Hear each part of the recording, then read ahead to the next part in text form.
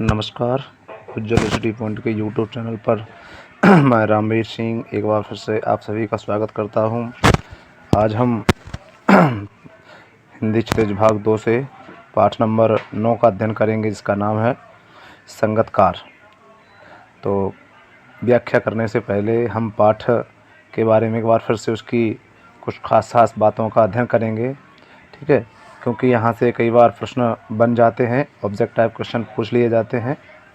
तो जैसे कि पूछ लिया जाता है तो मंगलेश डबराल का जन्म तो पूछ लिया जा सकता है कि मंगलेश डबराल का जन्म कहाँ हुआ, तो 1948 में, ठीक है। 1948 में उत्तरांचल के गढ़वाल ज़िले के काफल पानी गांव में हुआ था। और फिर आगे पूछ लिया जाएगा कि रचनाएं पूछ ली जा सकती हैं। तो इनकी रचनाएं हैं, ठीक है। इनकी रचना है पहाड़ पर लालटेन, घर का रास्ता, हम जो देखते हैं और आवाज़ भी एक जगह है। ये उनकी विशेष रचनाएं हैं और इन्हें साहित्य अकादमी पुरस्कार से सम्मानित भी किया जा चुका है। तो ये उनकी खास बातें हैं जो कभी कभी आपसे परीक्षा में पूछी जा सकती हैं। तो इन्हें इन सारी बातों को याद रखना है आप सभी विद्यार्थियों को। अब हम आपको ले चलते हैं व्याख्याओं की ओर, ठीक है। अब हम पढ़ेंगे व्याख्याएं। तो जैसा कि ये पाठ का नाम संगतकार है, उसके कवि हैं मंगलेश डबराल, ठीक है। तो पाठ का नाम संगतकार है, तो इसके लिए सबसे पहले आवश्यकता है संदर्भ की। तो संदर्भ हमारा क्या हो जाएगा, प्रस्तुत पद्यांश हमारी पाठ्य पुस्तक क्षितिज के भाग 2 के जो संगतकार नामक पाठ से लिया गया है। इसके रचयिता मंगलेश डबराल जी हैं। तो फिर दूसरी बात आवश्यकता होती है हमें प्रसंग की। फिर हम करेंगे प्रसंग, ठीक है। तो प्रसंग हो जाएगा प्रस्तुत पंक्तियों में कवि गायक के साथ साथ गायन करने वाले वाद्य यंत्र या बजाने वाले संगतकार के यानी कि उप कलाकार की महत्व का वर्णन किया है या उसके बारे में बताया है। अब हो जाएगी, अब हम करेंगे व्याख्या, ठीक है। व्याख्या, ठीक है। तो व्याख्या में तो आप सब जानते हैं कि उसकी अपने भावात्मक रूप से हमें उसका वर्णन करना होता है। तो मुख्य गायक के चट्टान जैसे भारी स्वर का साथ देती वह आवाज़ सुंदर कमज़ोर कांपती हुई थी। तो यहाँ पे कवि बताना चाहते हैं कि जिस प्रकार से जो हमारा मुख्य गायक होता है या मुख्य वादक होता है, जब उसका भारी भरकम आवाज़ है ना चट्टान जैसी भारी हो जाती है, तो संगतकार सदा उसका साथ देता है, उसे कमज़ोर नहीं होने देता है, उसे टूटने नहीं देता है, उसकी आवाज़ को कम नहीं होने देता है और सदैव उसका साथ देता है। वह गायक का छोटा भाई है या उसका शिष्य। अब उसका साथ देने वाला यानी कि संगतकार मुख्य कलाकार का जो है हो सकता है, जो उसका छोटा भाई भी हो सकता है और उसका शिष्य हो सकता है, ठीक है, जिसे उसने कभी शिक्षा जो है संगीत की शिक्षा दी हो, या पैदल चलकर सीखने आने वाला दूर का कोई रिश्तेदार मुख्य गायक की गरज में हो सकता है, ठीक है। वो पैदल चलकर जो है कोई शिष्य भी हो सकता है जो सीखने के लिए आता हो, है ना। उसके बाद गीत सीखने आता होगा। तो कहने का मतलब ये है कि हो सकता है संगतकार या मुख्य कलाकार के साथ साथ जो सहायक कलाकार होता है वो उसका जो कोई भाई भी हो सकता है या उसका शिष्य भी हो सकता है। जब हाँ, तो वह अपनी गूंज मिलाता आया है, हैं, वह अपनी गूंज मिलाता आया है प्राचीन काल से, यानी कि प्राचीन काल से, आज से नहीं, बहुत लंबे समय से, है ना। संगीत या गायन में जो संगतकार जो होता है वो मुख्य गायक के साथ साथ जो है उसका साथ देता आया है, प्राचीन काल से ही उसका स्वर में स्वर मिलाते आ रहा है। तो अब हम आगे बढ़ते हैं।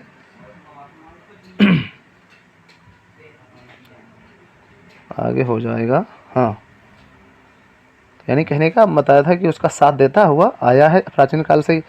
तो गायक जब अंतरे की जटिल तानों के जंगल में वो खो जाता है ना, तो यहाँ पे क्या हो जाएगा, जब मुख्य गायक जो होता है किसी गीत की जो मुख्य पंक्तियाँ होती हैं, उसका जो मुखड़ा होता है, उसे गाने के चरण को ना चरण को गाने लगता है या किसी गीत को गाने लगता है, तो वह चरण के या गीत के जो मुख्य बोल हैं, ठीक है, या उसके जो स्वर हैं, उसके कठिन जो है स्वरों में या तानों में उलझकर खो जाता है ना, या अपने ही सरगम को लांघ कर या अपने ही स्वर से भटक जाता है। सरगम का मतलब होता है जो उसकी स्वर लहरी है।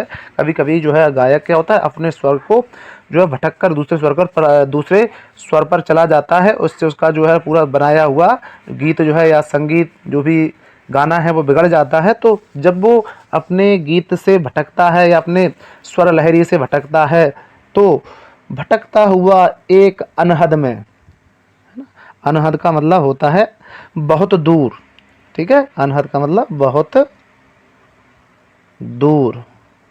जब वह अपने स्वर से बहुत दूर हो जाता है, तब संगतकार ही स्थाई को संभाले रहता है। तब संगतकार उस भटकते हुए मुख्य कलाकार को, है ना, वही गीत के वही बोलों को फिर से गा करके वो संगतकार को वापस उसी स्वर पर या उसी रास्ते पर जो फिर से ला देता है। जैसे समेटता हो मुख्य गायक का पीछे टूटा हुआ सामान, और वो ठीक उस प्रकार का उस तरह से साथ देता है जैसे कोई मुख्य कलाकार जो है अपना सामान पीछे छोड़ देता है, और उसका सहायक कलाकार उसका पीछे से पूरा सामान जो उठा करके लाता है। ठीक एक सहायक की भांति मुख्य कलाकार का वो साथ देता है, यानी कि उसे वो जो है अपने स्वर से नीचे नहीं उतरने देता है। जैसे उसे याद दिलाता हो उसका बचपन जब वह नौसिखिया था। और इस तरह जो मुख्य कलाकार है ना, जो भूल जाता है तब उसे याद आता है अपने बचपन के दिन, ठीक है, क्योंकि वो भी इसी तरह से सीखता था, वो भी किसी मुख्य गायक के जो है साथ देता था। तब उसे अपने बीते हुए दिन याद आने लगते हैं जब वह मुख्य कोई नया संगीत सीख रहा था, है ना, और अक्सर वो कभी कभी मूल स्वर को भूल जाया करता था। ठीक ऐसे ही वैसे अपने पुराने बीते हुए दिन आज याद आने लगते हैं, उसका बचपन याद आ जाता है। जब का नौसिखिया का मतलब ही होता है जो नया सीखने वाला होता है। तो अब हम आगे बढ़ेंगे इसी की व्याख्या करते हुए। तो अब आगे हो जाएगा, हाँ, तार सप्तक में जब बैठने लगता है उसका गला। तार सप्तक का अर्थ होता है सरगम के ऊंचे स्वर, या हम सरगम भी बोल सकते हैं या उसके स्वर भी बोल सकते हैं, ठीक है, या सरगम के स्वर, क्योंकि संगीत में 7 स्वर होते हैं, ठीक है, और चीज़ों को सरगम कहते हैं। तो तार सप्तक का मतलब होता है 7 स्वर या सरगम के ऊंचे स्वर। तो तार सप्तक में जब बैठने लगता है उसका गला, जब वो ऊंचे स्वर लहरी से, जब वो मुख्य जो गीतकार होता है, जब वो ऊंची आवाज़ में ऊंचे स्वर में जब गीत गाता है, जब उसका गला बैठने लगता है, ठीक है, किसी काल में उसका गला बैठने लगता है, तो प्रेरणा के साथ छोड़ती हुई उत्साह अस्त होता हुआ, और धीरे धीरे जब उसका जो आत्मविश्वास होता है, जब उसका गला रुकता है, तो वह अपना जो है आत्मविश्वास उसका जो है खोने लगता है, ठीक है, वो हतोत्साहित होने लगता है। आवाज से राख जैसा कुछ गिरता हुआ, तब उसे महसूस होता है कि लगता है सारा गीत, सारा सरगम, जो सारे स्वर थे, सारे जो बोल थे, वो सब क्या होने लगते हैं, बेकार होने लगते हैं, ठीक है। तभी मुख्य गायक को ढांढस बंधाता है। ढांढस माने हिम्मत देना। और जब वो मुख्य कलाकार जब जो है अपने स्वर लहरी से भूलने लगता है, अपने रास्ते से भटकने लगता है, तब एक सहायक की भांति, है ना, कौन, संगतकार, यानी कि सहायक कलाकार एक अच्छे सहायक की भांति उसका साथ देता है, उसे हिम्मत बंधाता है, और उसी के बोल में, उसी की धुन में उसी गीत को जो है उसी स्थान पर गाने लगता है। कहीं से चला आता है संगतकार का स्वर, और और अचानक पीछे से वो अपने मुख्य कलाकार के स्वर में जो है गाने लगता है। इससे जो मुख्य कलाकार होता है उसे हिम्मत बनती है और उसे अपनी गलती का एहसास हो जाता है। कभी कभी वह यूं ही दे देता है उसका साथ, लेकिन कभी कभी आपने देखा होगा किसी संगीत पार्टी में, किसी जो है कहीं गीत संगीत का जो कार्यक्रम होता है, तो उसमें मुख्य कलाकार के साथ साथ जो उसके सहायक कलाकार होते हैं ना, तो माइक पे कभी कभी उसके साथ बिना कहे ही उसकी ध्वनि को, उसके मुखड़े को, उसकी आवाज़ को फिर से रिपीट कर देते हैं। तो ऐसे ही कभी कभी वो भी उसका साथ दे देता है, यह बताने के लिए कि वह अकेला नहीं है ना। और वो इसलिए गाता है ताकि मुख्य कलाकार को पता रहे कि मेरा सहायक भी मेरे साथ है ना, मेरी सहायता करने के लिए मेरे सहायक कलाकार भी मेरे साथ बैठे हुए हैं। इसलिए उसे मुख्य कलाकार को जो है एक हिम्मत बनी रहती है। और यह है कि फिर से गाया जा सकता है, गाया जा सकता है, गाया जा सकता है। हाँ, इस तरह से कह सकते हैं कि फिर से जो है गाया जा सकता है, ताकि संगीतकार के सुर मिलाने में यह या यूँ कह सकते हैं कि सुर मिला देता है, तो उस समय यह बताना चाहता है कि वह अकेला नहीं है ना। संगीतकार के सुर मिलाने से यह आशय भी हो जाता है कि गायक जो राग गा चुका है वह फिर से उसे दोबारा भी गा सकता है, क्योंकि उसे लगता है कि वह बिल्कुल अपने रास्ते पर चल रहा है, अपने स्वर में गा रहा है और उसी राग को एक बार फिर से वो गा सकता है।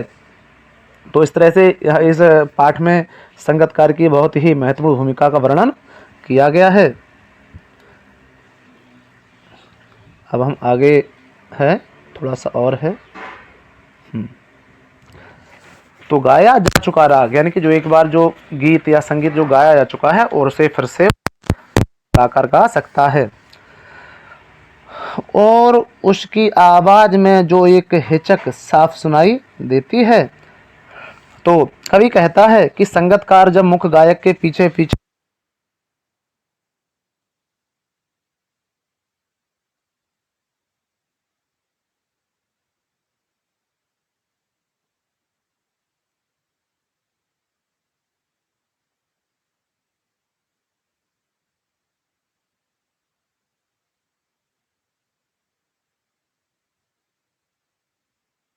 आवाज़ मेरे जो है मुख्य कलाकार से ऊंची हो जाएगी, तो कहीं ना कहीं मेरा जो मुख्य कलाकार है उसकी छवि धूमिल हो जाएगी। लेकिन वो चाहते हुए भी जो है अपनी आवाज़ को मुख्य कलाकार से ऊंची नहीं करता है ना। वो अच्छी तरह से जानता है कि वो मुख्य कलाकार है और मैं सहायक कलाकार हूँ, इसलिए वो एक सहायक कलाकार की जो मुख्य भूमिका होती है वो उसे अच्छी तरह से जानता है।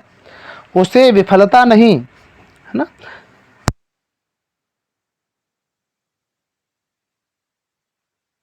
स्वयं को ऊंचा नहीं उठाता है, बल्कि अपने गुरु और स्वामी को महत्व देता है कि वो मेरा गुरु है और मैं उसका सहायक कलाकार हूँ। इसलिए जानबूझकर वो स्वयं को मुख्य कलाकार के स्वर से आगे नहीं आने देता है। उसकी मनुष्यता समझा जाना चाहिए और यही उसकी समझदारी है ना, यही उसकी श्रेष्ठता है कि वह चाहते हुए भी मुख्य कलाकार से ऊंची आवाज़ में या ऊंचे स्वर में उससे आगे नहीं बढ़ता है।